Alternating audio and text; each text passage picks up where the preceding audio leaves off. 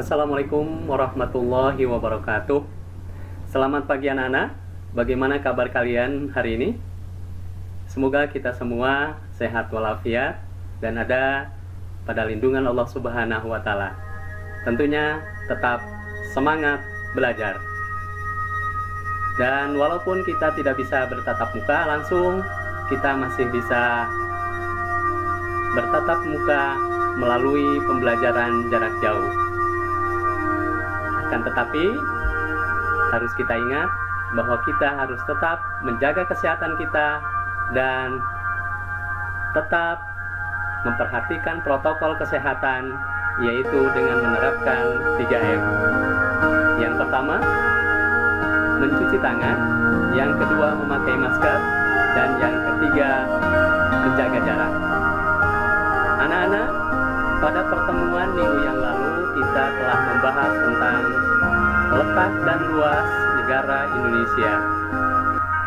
Pada pertemuan kali ini kita akan membahas tentang unsur-unsur dan komponen peta.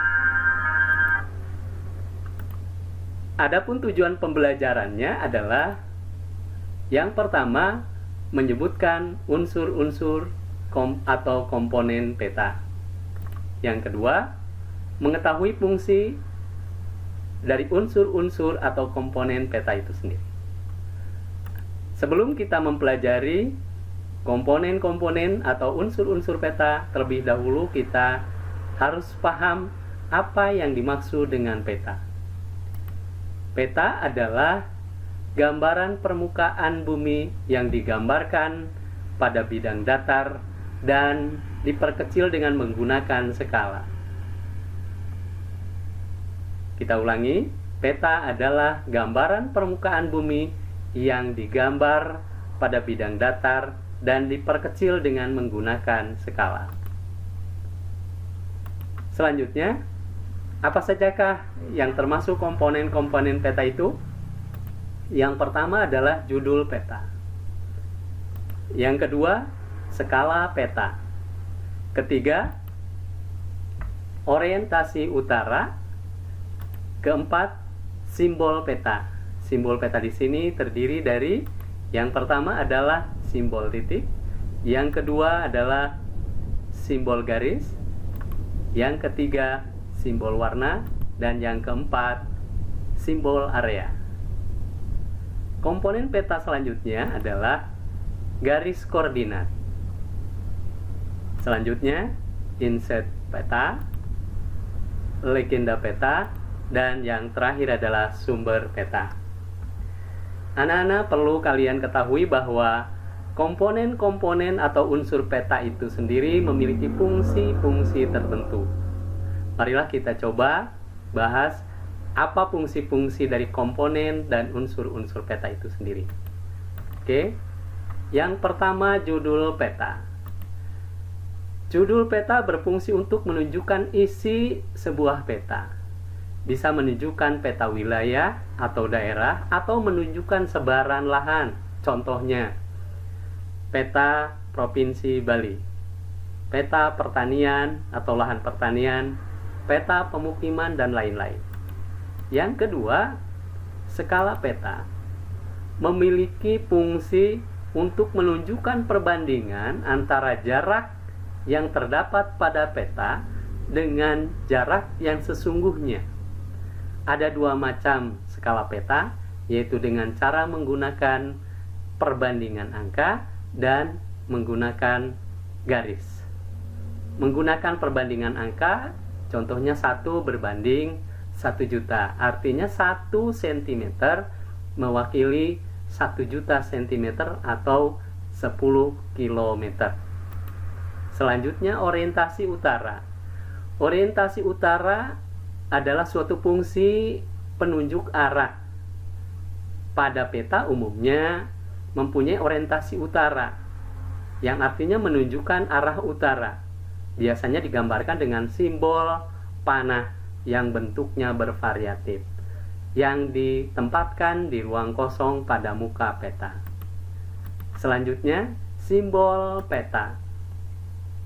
Simbol peta adalah tanda khusus pada suatu peta yang dapat mewakili objek yang dipetakan, di mana simbol peta tersebut berfungsi untuk memudahkan seseorang memahami peta.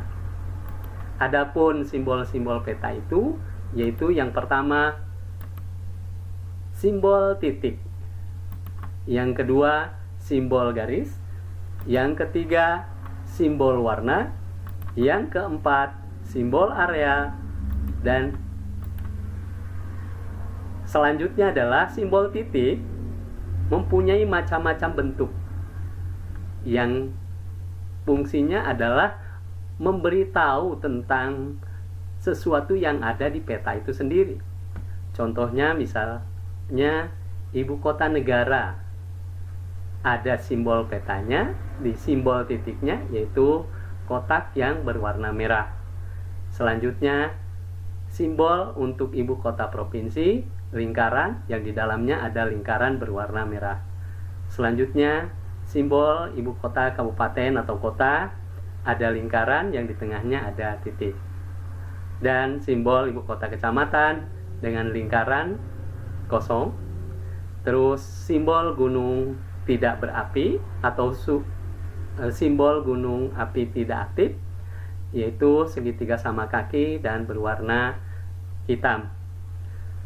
Untuk simbol gunung berapi, yaitu simbol berupa segitiga berwarna merah. Dan untuk simbol pelabuhan, lingkaran yang di dalamnya ada gambar jangkar. Dan untuk simbol bandara udara, itu lingkaran yang di dalamnya ada gambar pesawat. Yang kedua, yaitu simbol garis. Sama halnya dengan simbol titik, simbol garis juga bermacam bentuk dan juga ukuran ketebalannya. Itu sesuai dengan kaidah-kaidah dari pemetaan itu sendiri. Salah satu contohnya, sungai digambarkan dengan garis yang bercabang. Sementara jalan raya itu 2 garis yang tebal. Terus jalan desa, batas negara, batas provinsi, batas daerah, dan lain-lain itu bisa disimbolkan dengan garis. Yang ketiga adalah simbol warna.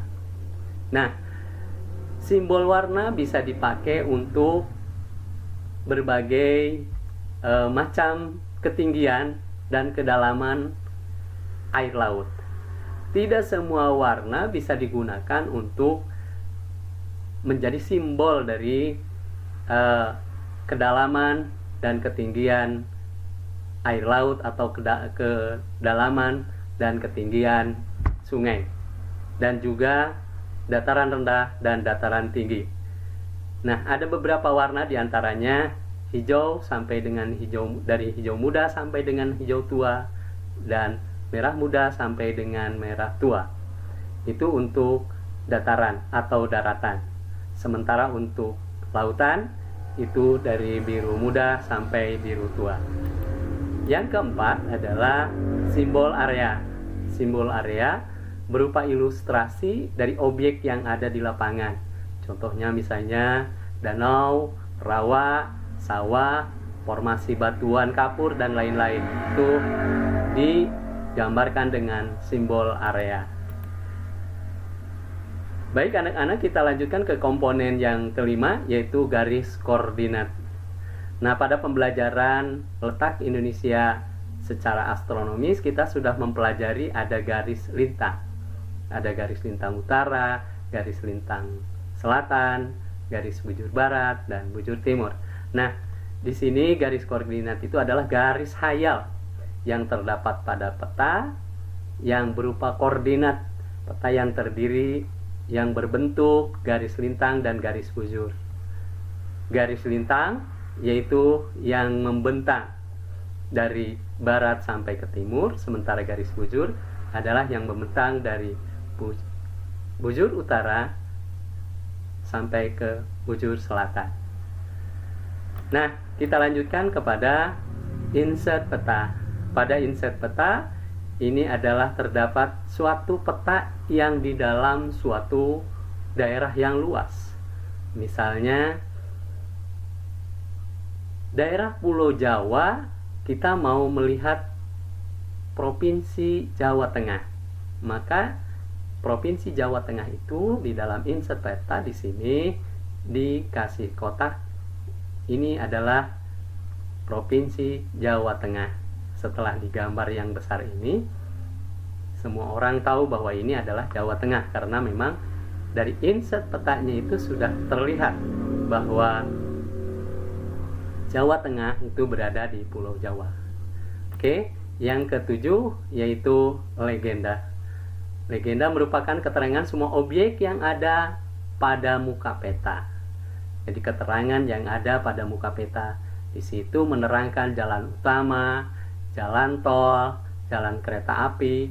Kalau memang di peta itu, di daerah itu ada fasilitas tersebut, maka di legenda itu pasti digambarkan. Misalnya ada masjid, rumah sakit, rumah makan, dan sebagainya. Di legenda itu biasanya digambarkan. Makanya legenda itu akan memberikan informasi kepada seorang yang akan berada di daerah atau wilayah tersebut. Selanjutnya adalah sumber peta. Sumber peta ini berfungsi untuk menunjukkan berasal dari mana peta itu dan dibuat oleh siapa atau lembaga mana yang membuatnya, sehingga seseorang dapat menilai kualitas peta tersebut. Nah, pada kesempatan ini kalian sudah belajar tentang peta. Demikian pembelajaran untuk kali ini. Untuk tugas bagi kalian adalah membuat peta lengkap dengan komponennya. Insya Allah pada pertemuan yang akan datang kita akan bahas secara bersama-sama. Terima kasih. Tetap kalian semangat, sehat, dan semangat belajar. Mudah-mudahan kita bertemu di minggu yang akan datang. Terima kasih. Wassalamualaikum warahmatullahi wabarakatuh.